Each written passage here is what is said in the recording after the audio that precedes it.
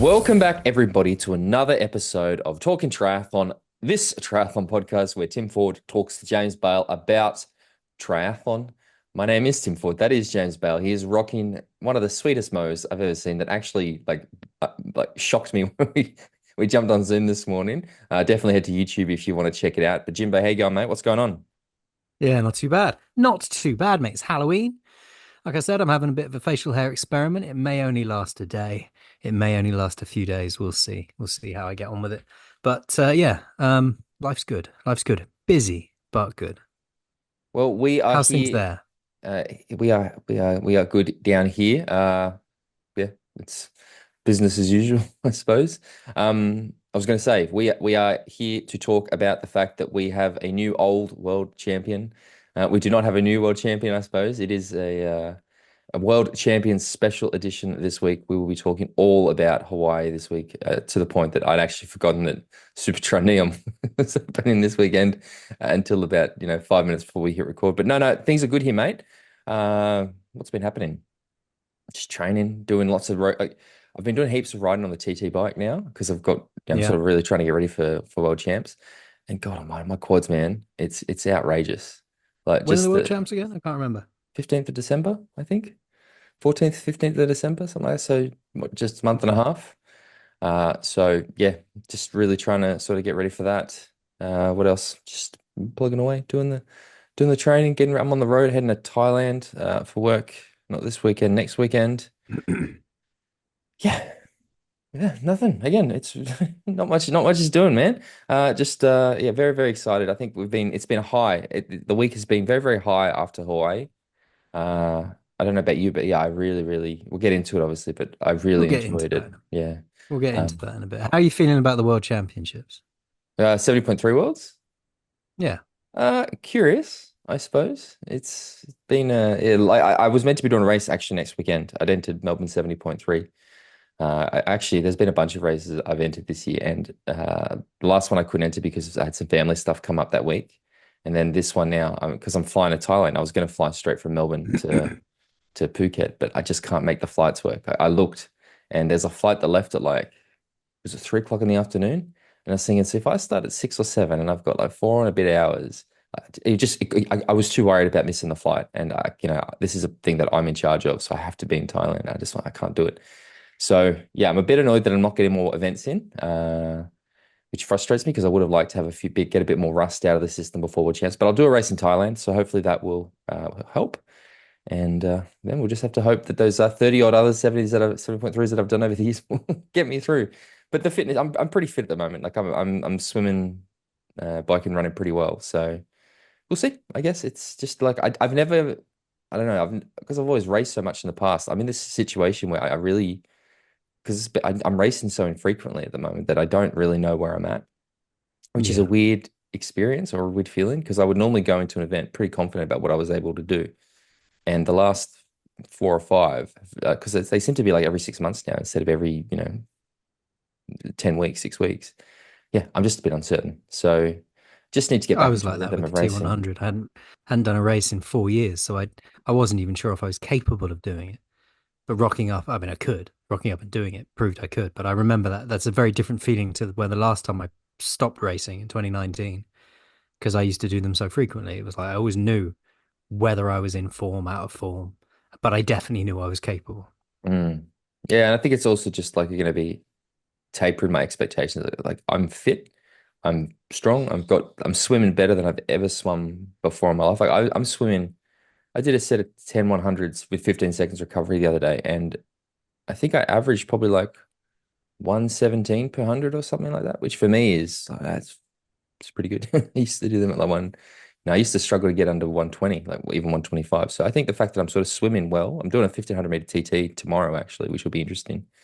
The bike power is there. It's just also I'm not that used to high. I do notice because I've been going out. There's a place in Sydney. I mean, it's boring. It's a regatta center, so it's got a 5 kilometer road that goes around it, but it's empty, dead, empty. So I go out there and do the TT because I can literally just get super aero, like full on head tuck, not really have to look where I'm going because I know that there's a 2 kilometer straight stretch of road with nothing in front of me. So I do a lot of TT out there and I've done it for years to get really used to my TT position. and fucking hell, the my shoulders and stuff after like the 2 days afterwards, I'm like, yeah, my body's just not used to this position. So there's those things that I need to overcome.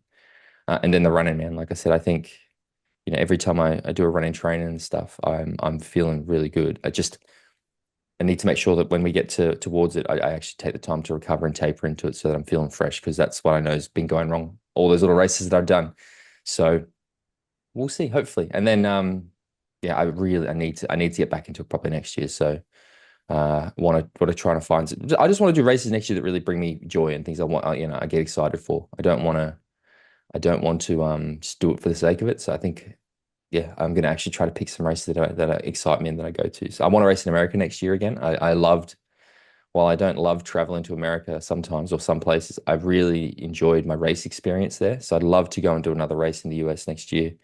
A couple of races in New Zealand and things like that. So yeah, it's good. You are racing next year as well. You have a marathon, and I would like to remind I'm everybody. racing this weekend. Wait, tell me what? I've got a 30 kilometer urban trail at night through Lyon on Saturday night, which would be cool. That sounds cool. 30K, mate. Yeah, and they Jesus. open up you run through like some public buildings and things like libraries and universities and stuff, and they have bands playing and shit like that. That's cool. That sounds amazing, Yeah, it will actually. be cool. Yeah, it'd be good. It was all like hyper lit up music and yeah, it'd be good fun. Be good fun. Well, I do, because it is technically for me the 1st of November, and this episode will come out on the 1st of November. So I would like to thank all of the people that went to patreon.com/talking triathlon to sign up for the month. We had a number of people sign up. So remember, for the Oh, last month, appreciate it. everybody who was a patron, all of your money last month went to James's efforts to fundraise for the London Marathon. So I think that all that money, I'll once it hits the account in a couple of days, I will go to your charity link and I will put that money. So thank you, everybody. Thank you to all of our patrons, all that stuff. If you guys want to do it, Yeah, it's appreciated, everybody. Every single penny counts. It really is a good cause. So thank you very much. yeah, no worries. So, Jimbo, should we get into it? Should we talk about the Ironman World Championships? Before we talk about Hawaii, like the actual race itself, I would like to start with I guess a bit of a rumor or a discussion that we have heard. Seems like everybody who was on the island seems to have heard, and has been a point of discussion. It always seems to come up when it's World Champs, and that is about the Hawaii Nice split. We've now had a men's race in Nice, a men's race in Hawaii. We've had a women's race in Hawaii and a women's race in Nice. Where are you standing on the split World Championships, and what do you think is going to happen moving forward? There's two answers to this question for me, because if Hawaii was an accessible place that didn't have the logistic problems and the unhappy sort of local council permit problems, and it wasn't becoming overcapacity, my answer would be I would like both races on the same day in the same place. And Kona is a great place for that. And then maybe rotate every few years, but always go back to Kona and have those races on the same day. But those logistic problems do exist. The over swelling of the athletes does exist. And the fact that Kona is too small really to cope with that size of race weekend anymore means that my answer has to be, unfortunately, I've still got to stand by the split. Where do you stand on it? I, I've been very pro the split and moving the world champs and rotating and things like I have been for a while. And I have to admit that I feel like maybe I'm wrong a little bit, because I can't help but I really felt the hype and the buzz having Kona this weekend, and it wasn't the same as Nice. Maybe No, and and and I mean, even just like I was quite happy not to be. Again, I didn't. I was meant to be going to Kona. I didn't for personal reasons, and I felt FOMO not being there. And again, because I've been to Hawaii enough times now, like it, you see the spots, you're like, oh God, like I did feel a fair bit of that, and um, I think that the biggest takeaway is I really don't like the split. I'm all for moving world champs and rotating. I think you have a yeah, Hawaiian Ironman every year, whatever. But we're on I'm the not. same page there, I think. I just think the thing that became increasingly apparent to me is I don't like the split world championship, and it's a tricky one, because I very much believe that the women need their own platform, and I don't like. I'm not trying to say this to say that they don't deserve that. I just feel that it does lose something not having both of them racing together. And when I talked about the rumors and stuff, the I guess I've heard this from so many people in Hawaii, is that Ironman are saying that they're losing too much money hosting the split world championships. They had what 1,400 women race in Nice, and it was just it doesn't bring in enough to cover itself. And then the fact that it's a world champs means increased branding, increased logistics, increased broadcast.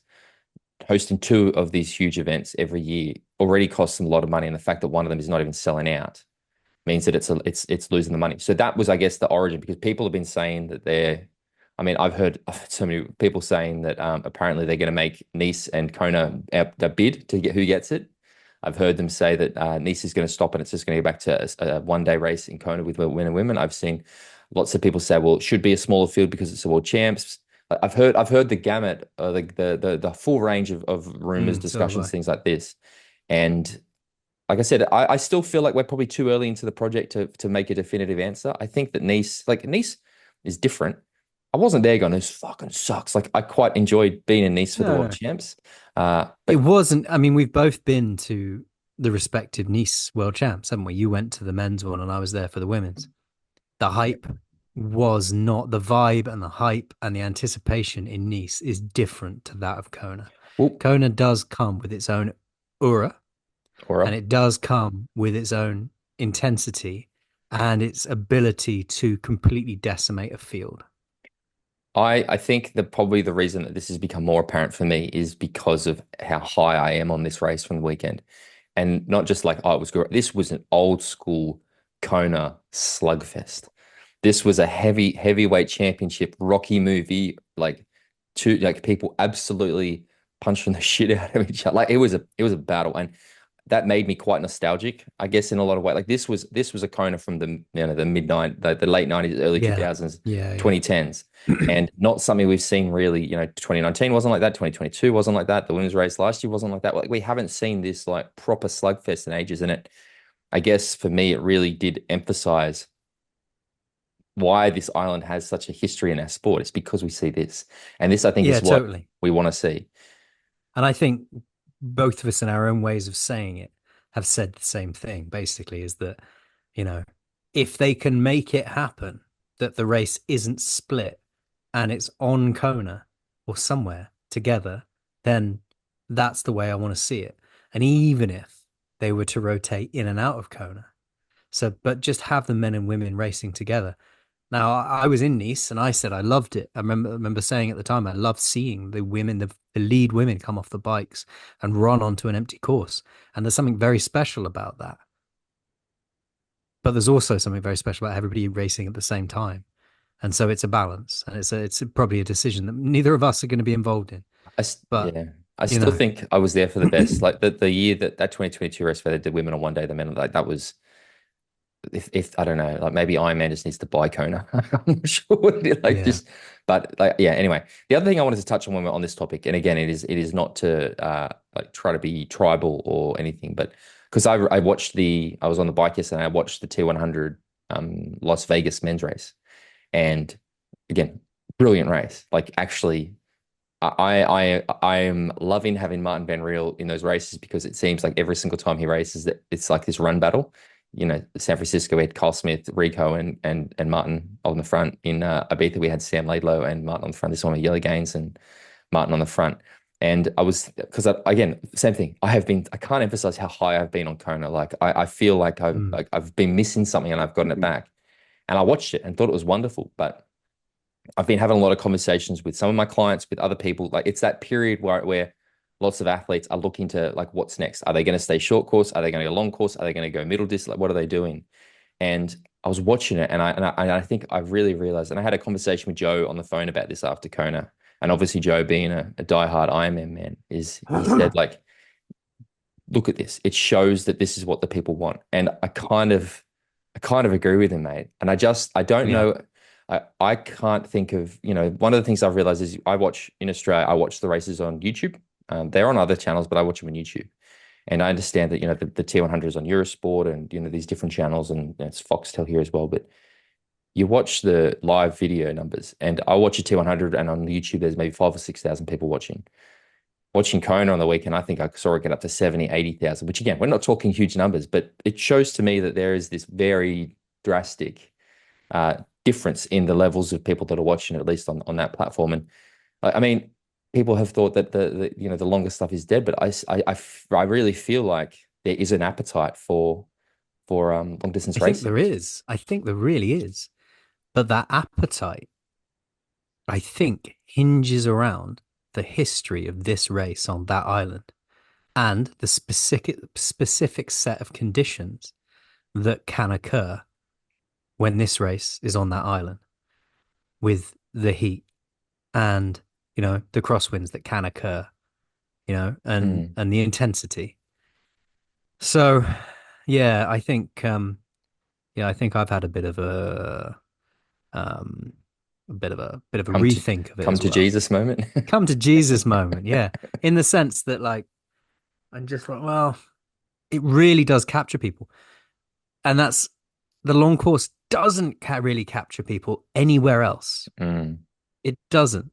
If you set this race in the context of what the sport's trying to do at the moment, the T100, what they're doing is brilliant. Their production value is great. Their commentary is great. Look at the numbers. Is it capturing that same level of enthusiasm that this one race once a year captures?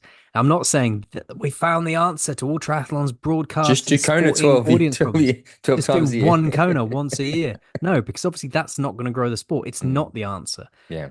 But this race really captures people. Set in the context of the year, this is the one that really gets people talking, gets people's blood flowing, gets people watching it. And I don't know how the sport moves past that to create something that people want to watch I month in, think month out. I think that the I guess the reason that I'm bringing it up is just because I feel like, because of how bright Kona shines, it makes everything else look a little dull. That's probably the only th like, I feel at the moment. Like, like I said, Super Try, which I have been really enjoying this season, but because I've been on this huge high from Kona, I'm not feeling the excitement for Super. And when it comes on Sunday, I'll watch the whole thing. I know I will. But I think it is just because Kona has shone so brightly this year, it does make everything just feel a little bit washed out in comparison. Uh, but no, I just it was brilliant. It was absolutely brilliant. But I mean, I do want to say a few things about San Francisco because sorry, Vegas. I know that the golf course probably it was a golf course. I still thought it was a brilliant run course. I still thought what I really liked from a broadcast, there was key points on the course. Like, and I say this stuff a lot, right? It was very easy as a viewer to visually see where people were because it was 6 laps. There was key things on that. I knew what that climb was. I knew that when they came down through the grass patch, I knew that when they went up this, I very easily could understand the bike course, not so much. I found the bike course a little bit challenging, but I still think watching it, that is such a critical design element of a course for the viewer is that even with the live splits and stuff, I was very visually able to understand what was happening in the race just from watching it on the screen. And I still think that is such an important part of uh, that sort of racing is that you need to be able to look at it and understand what's going on. So again, I thought that Jack did a very, very good job in commentary at Las Vegas, like, carrying the team. He had Chelsea and Rennie in there with him. Jan was at his scroll race. Uh, Really, I was so impressed with the job that him and the women in the studio did with him. But yeah, just wanted to. I didn't really get the chance to talk about it so much because I hadn't experienced enough of the race at the time. So anyway, enough about a race that happened a few weeks ago. Let's talk about the Ironman World Championships, mate. What do you Let's do think? it. Let's do it. Well, I mean, look, we've already touched on it a little bit, but just to reiterate, I thought this race was fantastic. Yeah. I thought it was a race for the ages. It was like going back in time to having a really attritional race where everyone got the shit kicked out of them. But it was, they were closer than they used to be. It was like going back to the 90s, but tripling the intensity of that field. It was because the proximity to each other, the passing, the blowing up. I really thought it was enthralling from start to finish. And because of that, you were able to watch it and you were able to digest it. It didn't get boring. It was a broadcast that you could enjoy. I mean, the commentary's still a bit shit from Iron Man, to be honest. The amount of adverts is irritating. Elizabeth can fuck right off. Oh, Elizabeth. Um, all of Elizabeth. that. But the actual race itself, amazing. Truly amazing. What were your thoughts? I loved it, and I really really loved it. I woke up, the swim had already happened, and they were just coming back from Harvey when I got up to turn on the race. And again, I woke up, there was like 336 messages in our WhatsApp group or something. Everyone was talking about Kristian vomiting and the jellyfish and all this stuff. And again, I also think Ironman did, like, I was very quickly just be able to go through the Ironman Instagram account and to catch those key moments to sort of, okay, there's Kristian vomiting, okay, there's the attack, there's like I could so the combination of having our group sort of give me the live commentary, then catch up, man, it was great. So I came in, great time, saw all the action on the bike really start to unfold as they'll come down from Harvey. Uh, yeah, it was like I said, a very old school sort of race. And I think that if you picked the top five at this race, you're lying. I don't think many people would have picked it the way that it happened, considering that two of the three hot favorites, I think, didn't even make the top 10. Not even the top 15 is crazy to me. And I do just want, because Patrick Lange won, people, I'm sure everybody knows this, three-time world champion. But We were so wrong, man. I got him at second, mate. I had him at second, and I will get to this No, because no. If you look at the league on the Daily Try and where we came in our it group, was me and terrible. you are like right next to each other, languishing at the bottom. Yeah, well, again, Trevor Foley, who I picked for fifth, crashed out. Sam Laidlow fucking walked the run. Kristian Blummenfelt, but Patrick and Yeah. I mean, I mean, I wouldn't have we'll picked get into the Reed. details later, Yeah, but yeah. how does somebody capitulate like Sam Laidlow did on the run and still run a 3:12:49? You see him walking like that and Did you see looking him? like he's barely moving. Did you see him walking though? Because this, I mean, I saw him walk the aid stations, but I I don't. saw him stop and walk, I Okay. think, yeah. Um, I think what was I going to say? There was something I was building towards was um oh, fuck, what was I going to say? I can't even, I've lost my place. What were we talking about? We are talking about the fact that Patrick won it. That's what I was going to say is we give Rico Bogan a lot of love on this podcast when he races T100s and other events because he rips it. He shows the emotion on his face. He has an impact on this race. And for that reason, I can have to give it to Sam Laidlow because that one man changed that race completely for everybody. He Oh destroyed yeah. he destroyed half the other people's races. Like what he did on But I that mean, you bike. didn't see the swim. He was putting, if we go back to the swim where it all started, because he was putting the pressure on in the swim. He attacked in the swim. He started to string things out. You had these three prongs on the swim, three groups, and then he was at the lead. And he was the one that was putting the pressure on, and he put a particular surge in that really split things up, and then came out the water first. Second. And he was through transition quicker than, sorry, second, yeah, but he was through transition quicker than anyone else there. And then he was off on the bike on his own. I couldn't believe how quick he was through transition, to be honest. It was remarkable. And then he was gone. And then he just put the pressure on, and he kept putting the pressure on the bike. And it was mad because halfway through that bike ride, I messaged Andrew Horsfall Turner on WhatsApp and was like, mate, he's going to blow up like a motherfucker on the run. I bet you a curry. And he was like, all right, I'll take that bet. And he now owes me a curry. Yeah, I don't know. Like I think that when I saw it, and again, I saw, so when I came on, he was putting time into Magnus, who and everybody else really. Like I felt like this was Nice again because no, let me put it this way. For the last three World Championships, Sam Laidlow has done the same thing. This is the first time that he's actually done what I expected him to do. Because in 2022, when he went off the front, when we had the Norwegians in there, I expected him to blow up. He didn't. In Nice last year, when he went off the front the way he did, I expected him to blow up. He didn't. This time when he went off it's funny. This time when he went off the front, I thought, well, he hasn't blown up the last two times. He's probably not going to blow up this time, and he did blow up like completely. Yeah. Like, but again, I think that what we've seen here in this race is that there was three guys who were so focused on each other that they all sort of, because I'm going to talk about Kristian, and I love you, Kristian, but I think looking at the way that Patrick Lange won this race, I think that we're jumping all over the place.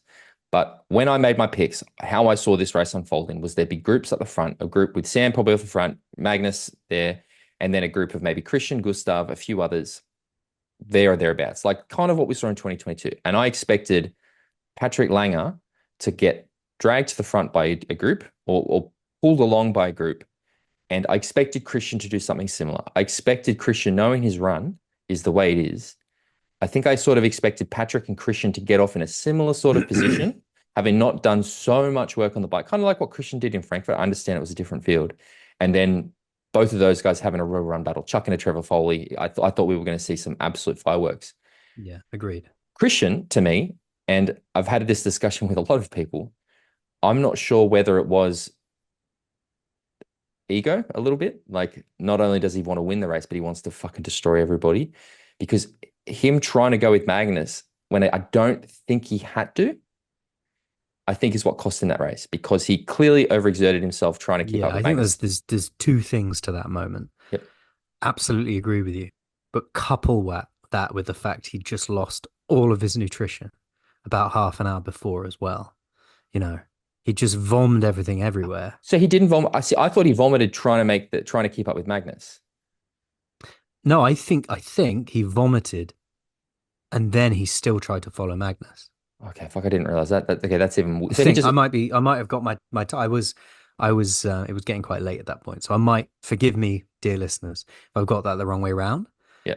But either way, he lost all his nutrition and then he tried to follow Magnus, which blew him up. Or he tried to follow Magnus, then he lost all his nutrition, which again was part of him blowing up. So either way, he either pushed too hard on those pedals to try and go with Magnus. So I think going with Magnus was foolish anyway, Yeah, I whether you're agree. going to vom all your nutrition up or not. It was a moment where Magnus had come out of the water slightly behind. He'd been making his way through the field. He always makes his way through the field, and he was going to go to the front and he was going to have his Magnus race, whatever it was. He was going to metronome his way to whatever his place was going to be. And it turned out it was second place. And it was a really good strategy for him. But he was going to have that race irrespective of whether you're with him or not. Mm. What you need to have in that moment is your race. And I feel like that point where Kristian tried to latch onto the back of Magnus was too much. I kind of disagree a little bit only because I think that obviously you have to race the race that is happening around you as well. I very much expected. I thought the way to win this race this time because we were going to have the Sam and the Magnus show. And again, I'm very guilty of not giving Magnus the credit he deserves as a runner. He's a great runner. I just don't think of him as like he's not a Patrick Lange. I mean, we saw it. He's not a Patrick Lange. Normally he's not a Kristian, but I really felt like after what we saw Kristian do in Frankfurt, we would see him a much more conservative race, approach on the bike, don't do all the work, sit in and drop it like a low 230, mid 230 run.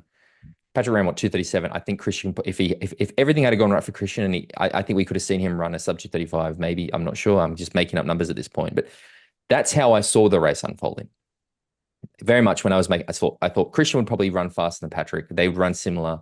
Patrick would also run through and just wouldn't be able to either drop off from Kristian or fall back. So you take Kristian out of the effect. The race actually very much happened how I thought it would. I had Patrick in second.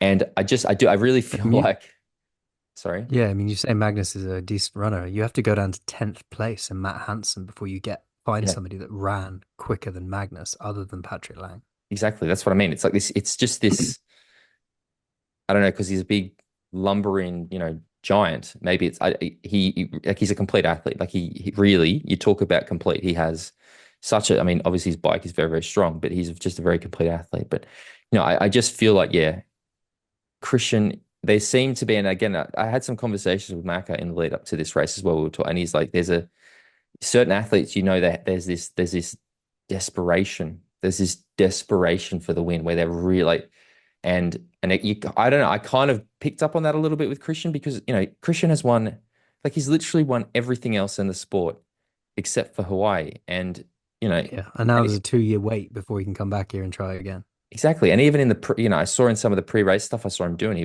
was talking about that, right? Is like, you know, he hasn't done it. It's the one thing. It annoys him. He was angry after last time. It doesn't want to wait 2 years. Like that, sometimes you feel like Kristian, I think those boys together. I love everything. They're such a breath of fresh air for the sport. But I did certainly think that he maybe there was a like almost too much desire to race it, and I think that those three guys in particular. I actually, to be honest, thought when Magnus came off the bike because he was dropping off, Robert Callan passed him, and he dropped off on the run. I thought another one bites the Oh, dust. I thought he was gone. Yeah, I Yeah, thought he was going backwards, to be honest. I really did. and I thought yeah, the because he had a good bike, but he was catching Sam Laidlow, and then he suddenly wasn't, and then he was slipping back, and he got caught on the bike by and passed by Robert Callan. And I was like, well, he's having a day where, he's not going to be able to have the bike that he would normally have. There must be some issue. Maybe the heat's got to him. Maybe he's just not having his day. And mm, then when he got on the run and he started going backwards, I was like, well, it's game over. But he really rallied and had a very, very solid run to bring it home in second place. yeah. But yeah, I think that's kind of I think that with the exception of Magnus, I feel like those three guys in particular. I feel like Sam was right in the way he was because he knew Kristian could do what he could do on the run. I feel like Kristian was probably just doing it because it's Kristian. And Magnus, obviously, I think actually in hindsight did a really smart tactical race. But I do feel like those three sort of not just themselves, not two of themselves out of contention, but half the other people.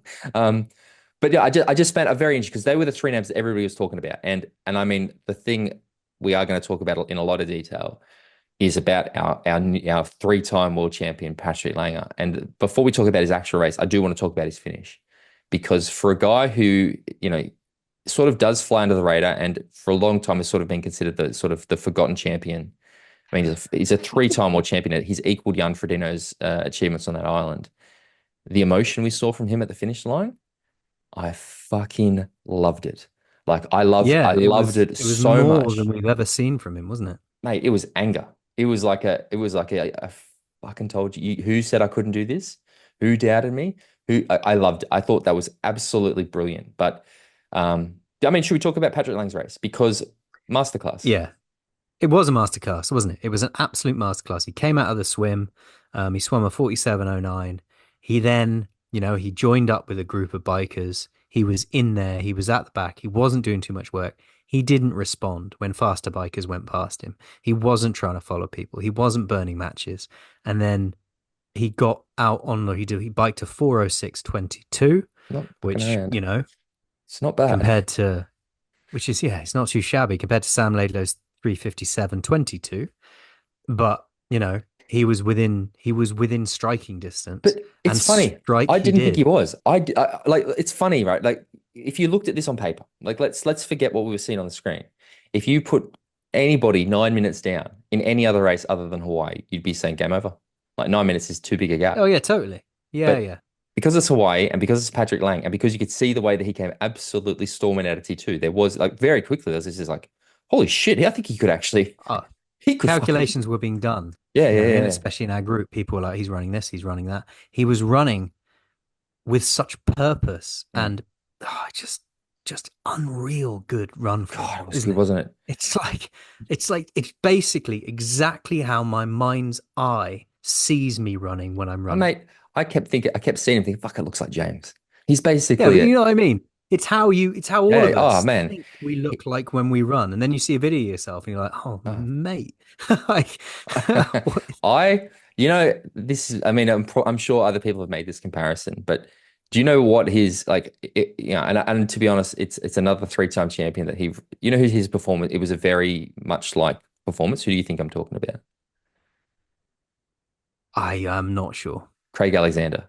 This to me, Yeah, yeah, this to yeah. Good me was shout. was a Crowy style performance. Like I really was watching it going, fuck, this reminds me of Crowy.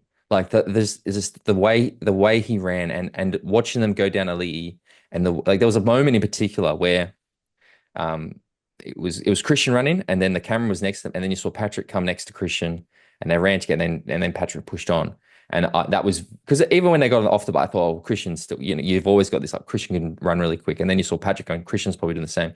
The second I saw that I was like, nope, Kristian ain't doing it today. Yeah, It yeah, yeah. really was showing just how much faster he was running than everybody.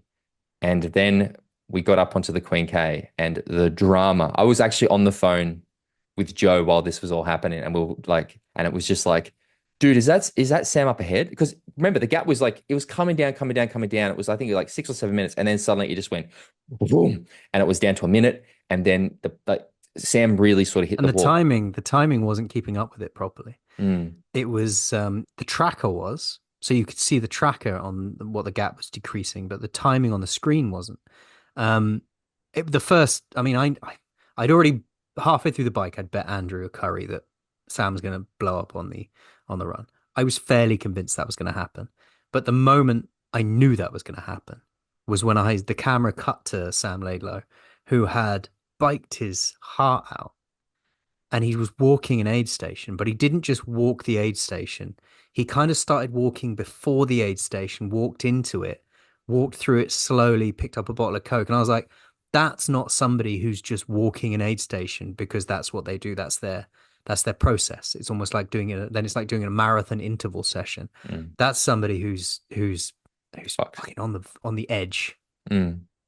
No, I did, and then there was this moment where the camera looked up, and you could see the helicopter, and you're like, okay, shit, he's close, and then suddenly he was close, and it happened. The pass happened. I did joke that again, Patrick Lange runs past, gives him a slap on the bum, says keep going, mate, or whatever. But I did put up that screenshot where it's like bike for show, run for dough. I thought that was funny, but and then it was game over, man. It was literally so first place, like Patrick Lange masterclass goes on, does his thing, dominates course record, all that Yeah. stuff. 7:35:53 with a 2:37:34 run. Amazing. Legend, three-time world champion, and well done, Patrick Lange. Congratulations. I honestly am so impressed. I think the photos that he's done post race, absolute baller. What a legend. Like Yeah. it's all good stuff. I'm very happy to see him as a three-time champion. I hope that the problem that Patrick's always had is Jan Frodeno sucks the oxygen out of the room when he enters. Like, everybody's been very much Jan. I'm hoping now that Jan is retired, Patrick is the champion, he gets a lot more of that sort of focus that he probably deserves or feels like he does deserve. I loved the emotion that he showed. But now the race, like the first place is out of the way, and now the race gets really, really interesting. This is where things get fucking awesome. Like this was the best. This was so good because we have position changes, we have blow ups, we have people coming back, we have people running through the field, we have all sorts going on. And I think what we do here, let's just actually pick some athletes and we could talk about their actual races, I think, because there's so much to Let's say start about with so many Sam people. Laidlow because he had, like I said, he pushed on the swim. He'd biked a course record, first person to go under 4 hours. He had dramatically overcooked himself. And then he ran a 3:12:49 and ended up in 18th. You know, for the amount of blow up we were seeing, that's still an impressive finish for the state he seemed to be in. Yeah. No, I think that I actually didn't realize he ran a 3:12. I thought it must have been. I expect him to be walking a lot. I mean, especially when you consider some of the other marathon times. He looked so good on that bike. Like truly, you watched him on the Oh, bike. He looked absolutely dialed in. That position was something to behold rock from solid. from the from the side angle. He wasn't rocking and rolling, he wasn't moving. He was adjusting himself on his saddle slightly every now and again, but it was only just to push himself back into position. So he wasn't fighting the bike. And he really did look absolutely rock solid and comfortable pushing out the watts and the speed that he was pushing out. The other thing I want to add here is, I think in 2022 when he set the course record, there was a lot of assistance from motorbikes and stuff. And I know that that's certainly what I said. I think the reason he rode so fast is because like you could see him at times, not sitting on the far right of the course, sort of drifting in to get a bit of a drag. I felt like every time I saw it, there was very low or minimal motorbike interference this year. Like they did, I think Ironman did a really good job of minimizing that, which just makes his ride even more impressive to me. Like he took 7 minutes off his own course record. But I think that if you take away that sort of like it's like a 10-minute improvement, really. Like I really feel like those bikes did make a big impact in 2022. I know I said it at the time. So I just think that everything going into account, and it's like I've said before, if he can ride the way he did in Nice last year, which he sort of did, I can't ever see like he's head and shoulders above everyone else, including a Magnus, which is mind blowing to me. It's just that, yeah, what did it cost him this time? Because he certainly did. Um, he was a mess at the finish line. He, was just moving. Yeah, just gutsy performance. Really, I think if you talked about like what he given them the most like aggressive player or whatever, like that'll like he is the athlete. If you take Sam Laidlow out of this race goes completely differently. Like that one athlete being in there completely changed this event for so many people, and I love it, man. Like I'm all for it. Like, Yeah, it made a lot of athletes push harder than they were expecting to, I yeah. think. Not that they weren't expecting to push hard, but the amount he was disappearing into the distance adjusted the way the field behind responded to what was going on ahead of it. The next athlete Um, that I Go want to ahead. talk about, the next athlete that I want to talk about is Leon Chevalier, because Leon Chevalier is an athlete that I have seen so much potential in for so ever since probably even pre-Kona 2022. I've seen how good he is. I know that he was like with a penalty one of the fastest cyclists on the course that day. And we talk about Sam Laidlow's position. Did you see Leon Chevalier riding his bike in Kona? No, not well, not. I mean, I Sweet. probably did, but not to Sweet. No, note. you would know. Trust me. If you saw him, you would know. Because this motherfather is the most aerodynamic, sexy TT bike position on that course. Like this man looks like a pro tour rider riding a TT. Was Aero he dialed in as at the front, or did oh he yeah. look sort of triathlon comfortable? No, no, no, no, no, no, no, no, no, no. I'll show I'll send you a photo. Aero, slippery. He looked like full on flat, had the helmet that like, mate, he looked so good. So to see him ride through, and then when I saw him run himself in a second, I was so happy. I was so happy to see him because he has been MIA this year. Like really, the T100, whatever it is, doesn't seem to suit him. Uh, this was very happy. And then it became kind of apparent there in the energy lab that maybe he was not having the day that things were starting to get a bit tough for him. I do want to shout out or talk about one thing in particular with Leon Chevalier that actually makes me quite angry. And there's a reel on the Ironman Instagram account of the moment where Leon runs to the aid station in the ice that they don't. It's not ice for drinking. It's ice that they keep the drinks in. He ducked his head in the ice bucket, and then this is the moment just before Magnus passes him. Yeah, I Right? saw that. Have you seen the comments on that post on Instagram? No. Oh my fucking God. All these absolutely pathetic fucks being like, oh, thanks. Oh, this is why there's nothing left at the aid station when I get there. Oh, that's not a high. Just the most troll, absolute ignorant 17-hour, doesn't understand the pro dynamic age group of complaining. Terrible shit. Like, Dumbass. just guess what, guys? If you think about putting a comment on something, take 2 seconds to think if it's needed and then shut the fuck up. Like that, it really pissed me off to see that because Leon is just a genuinely good guy and doesn't deserve, it's a professional race. Like are people criticizing LeBron James or, Roger Federer because they, I don't know, use the towel. Right? It's just outrageous to me. But to still see him hold on and finish him was a fourth place in the end. Fourth place, yeah. Man, Just behind Rudy von Berg, who also had a tremendous race. we're going to talk about Rudy. But yeah, Leon, I just was so happy to see him have that performance. And I know this is a man that is, podium quality athlete and, has been a bit off this year. So it was really, really great and just raced so well. But what do you think about, did anything like stand out for you about Leon's performance or? No, I just think he had like you said, I mean, you take a note of his position, but his bike with a 4:01:38, you know, he was 34th out the swim, but to ride a 4:01:38 on the bike and be the second fastest bike, amazing. And You yeah, see that? that's a hell of a position. It's more aggressive than you normally see from a triathlete nowadays. That, like you say, your comment stands that is much more of a world tour rider position, Head doing an down. individual Yeah, time yeah. trial, who doesn't have to run afterwards, than it is that you see from a triathlete. That's the kind of, if you asked sort of 20, 30, 25-year-old me what I wanted to look like on a TT bike, that would be my answer.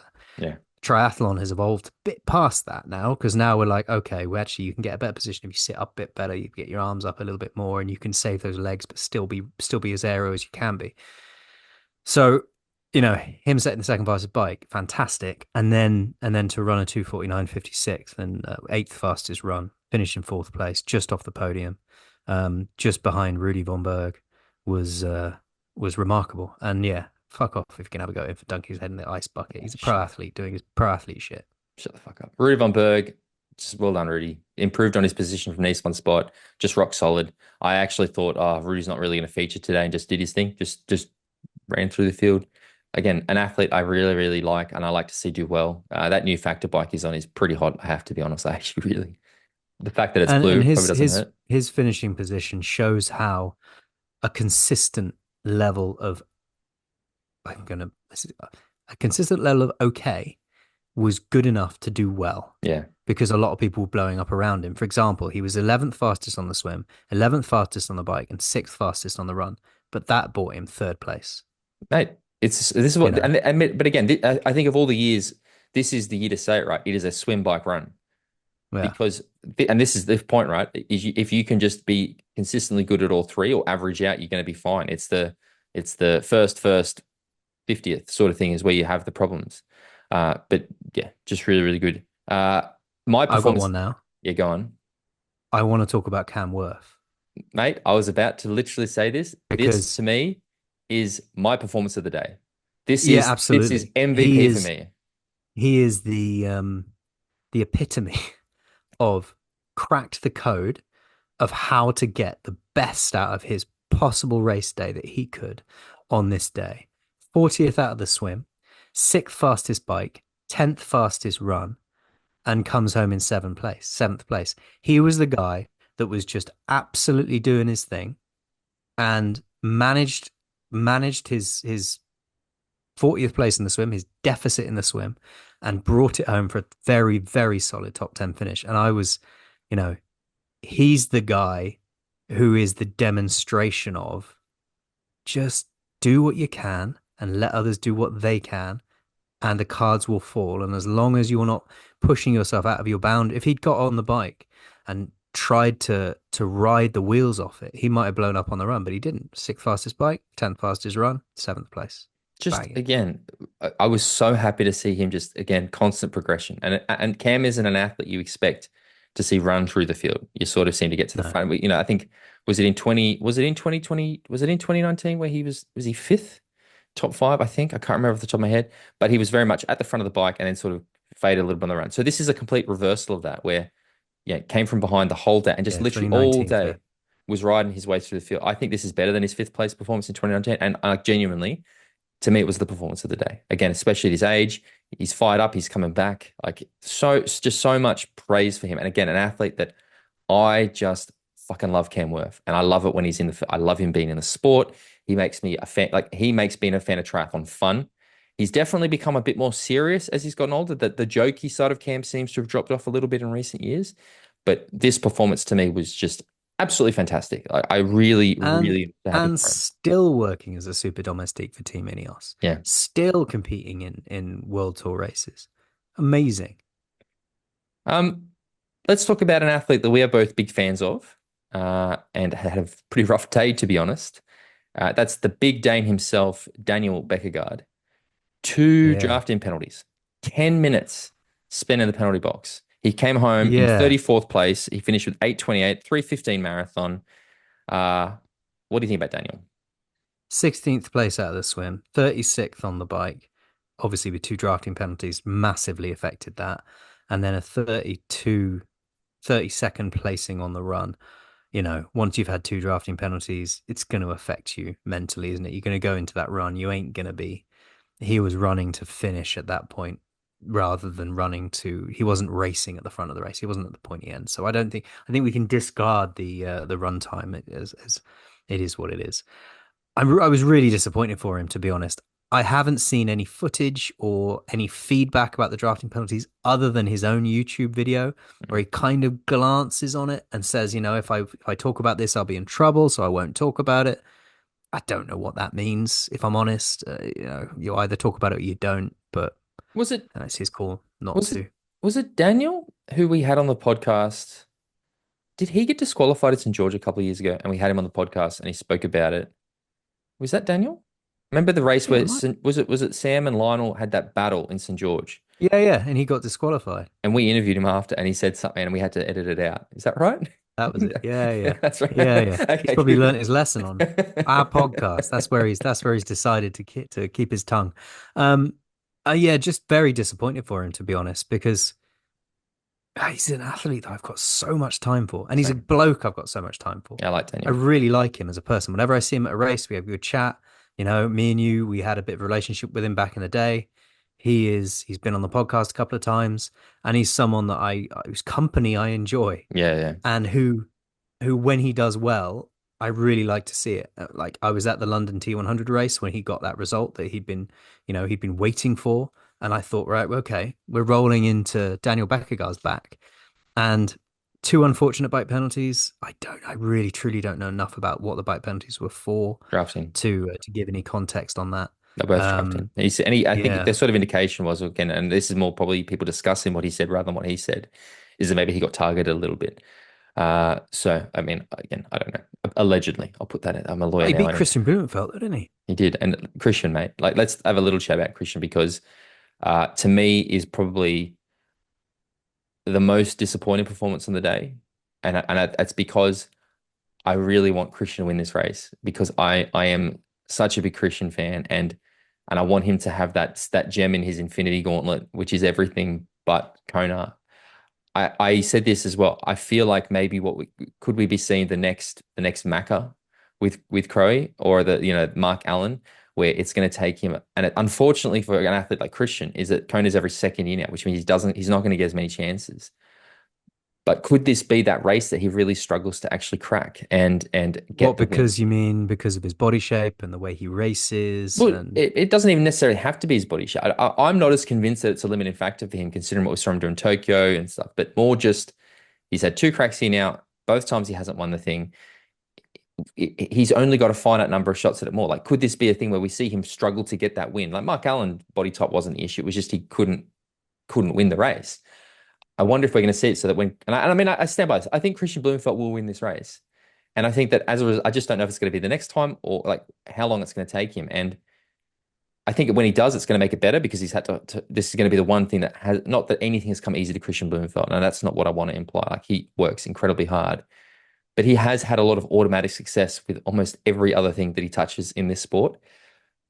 So I kind of love that he's very much not just like it's good to see he's human a little bit. You know what I mean? Like he is yeah, has yeah. he has this struggle, but I was And also extremely you disappointed. gotta remember with this the vomiting thing.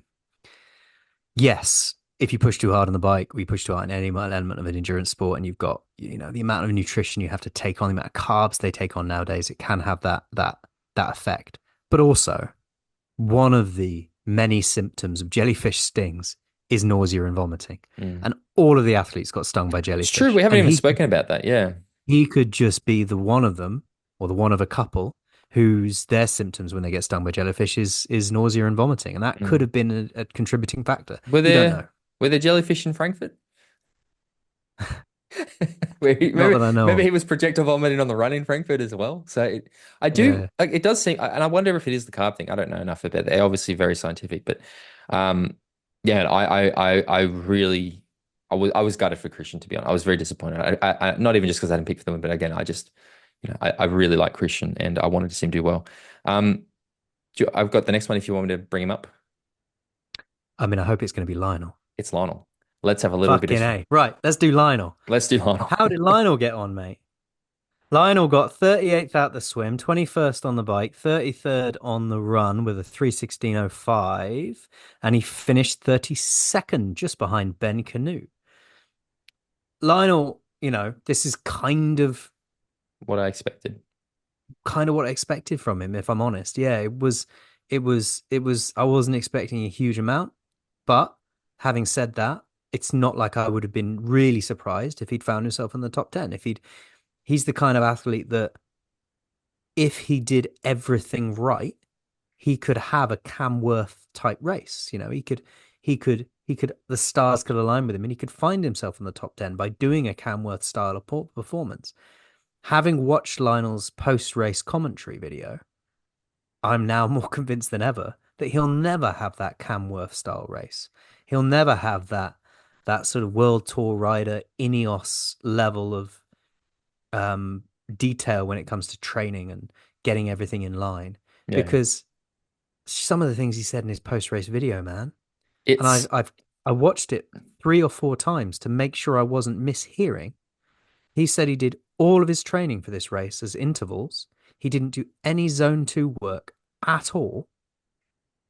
And then he turns up here and wonders why I'm, he doesn't I, wonder because he says, I'm done his zone two work. So maybe I need to do some. It sounds like you need to do some. And I'm like, how many years into your professional career are you now, mate? you know, it's funny because we have been having this conversation for what, 5 years at this point, 6 years, and I find it very interesting that at first when we sort of were talking about Lionel and the response, like so much so that, and I'll say it again, I'm a huge Lionel Sanders fan. I want to see Lionel. I Yeah, have same. to I want say to that see him every do well. time because anytime we sort of talk about Lionel, that people would come at you. And what has been very interesting is to see the way that more and more people are actually starting to come to our way of thinking, saying that there's too much change, there's too much reaction, and like I'm actually incredibly disappointed by his performance. I thought we could see him. I think as a Camworth, especially seeing what Camworth did. I think with the context of all the blow-ups and everything, I think I expected Lionel to do something much more similar to that. Now, he said in his post-race interview, and I think it's right, the reason he probably gets a lot more scrutiny is because he puts himself out there. I wouldn't say it's necessarily because of that. I think it is because he is one of the most popular triathletes in the sport. Like he is a personality. He has done so much good for this sport. He has made, I think, of all the pros racing, Lionel Sanders has made more people triathletes than anybody else, probably most of the others combined. You told me to watch his Breakfast with Bob interview before the race, and I did. And it was a fever dream. Like it was a fever dream, mate. It was unhinged at point. Like it was. I was watching this, going, "What the fuck is this?" And I remember watching that, going, like, I'm a bit more concerned about what's going to happen this weekend. So to see what happened, I'm actually like I said, I'm disappointed without that context. I think that he's a much better athlete than this. The second I heard him say he's going to do that individual TT thing again, I thought, oh, this isn't good. I know that this worked for him in St. George, but it hasn't worked since. I just I love that he wants to come back. I love that he loves the trying to work it out thing and he does it Yeah, so the publicly. race is better with him in it. The sport But is better with him in it. The environment is better with him in it. he was But invisible. He was invisible, mate. he He was did invisible. And unless he to listen to him say the stuff he said in his post race video just makes me go, oh, whatever, bro. Um, a little bit, right? A little bit, just like fucking hell, man. Like, just, just, I get it. And look, you know what? People's personal pursuits are completely up to them and stuff like that. But I just, yeah, I don't know. At some point, it's like we just keep seeming to be. It's this cycle, this constant. Like, I feel like it's just a bit of a hamster wheel. But you know what? As long as he's happy doing it, as long as he's finding satisfaction in the pursuit and yeah, yeah, stuff, that's great for totally. me. But yeah, very just the point he didn't feature at all, like literally at all. No. So And in the pre-interview with Bob, he was saying when he coaches himself, when he's coached by someone else, he struggles because he wants to be the best athlete he can for the coach. When he coaches himself, he wants to be the best coach he possibly can because that's the challenge. Turns out he didn't do that very well. And he says he wants to be post career a coach of high performance athletes. So he's going to be a coach. And I worry that there are many, many, many, many age groupers who will sign up for his coaching services. And I wonder what's going to happen to those people. look, I was worried we were going to struggle to get through an hour this week, and we are rapidly approaching the hour, mate. So I think we're going to sort of start to wrap things up a little bit here. Is there anybody else who just want to say a couple of thoughts, or do you want to give some closing thoughts about this race? Like, how do you want to wrap Yeah, I this mean, up? shame about Gustav Eden. I know that the noise going in that we weren't to expect very much. I think it was a shame that his race ended in a DNF. Mhm. I think it's unfortunate for him. I know he had a penalty on the bike, unintentional littering, which I think means a bottle bounced out of his bike. Yeah, but those bottles are shit house. Why they still use them is a mystery to me.